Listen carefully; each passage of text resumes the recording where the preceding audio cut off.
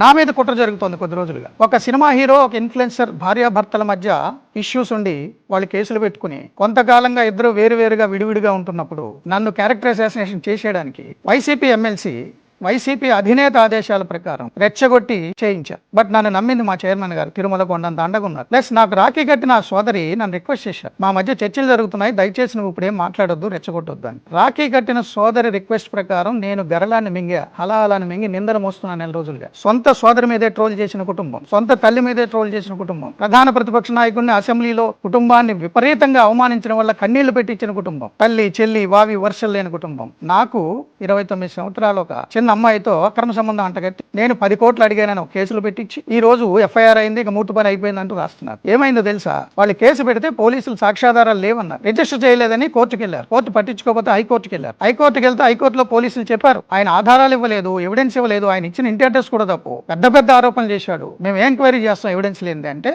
High court చెప్పింది మీరు ఆధారాలు ఇవ్వండి, ఎవిడెన్స్ ఇవ్వండి, పోలీసుని అప్రోచ్ అవ్వండి, అప్రోప్రియేట్ యాక్షన్ తీసుకుంటారు అని. అంతే. మూర్తి పని అయిపోయింది, టెలిఫోన్ ట్యాపింగ్ లో దొరికేశాడు, అడ్డంగా దొరికేశాడు, పని అయిపోయింది. ఏం పని అవ్వాలి? మూర్తి 10 రూపాయలు కూడా ఎవరిని అడగలేదు, గుర్తుపెట్టుకోండి. 10 రూపాయలు కూడా, పక్కవాడి సొమ్ము 10 రూపాయలు కూడా నేను డిమాండ్ చేయలేదు.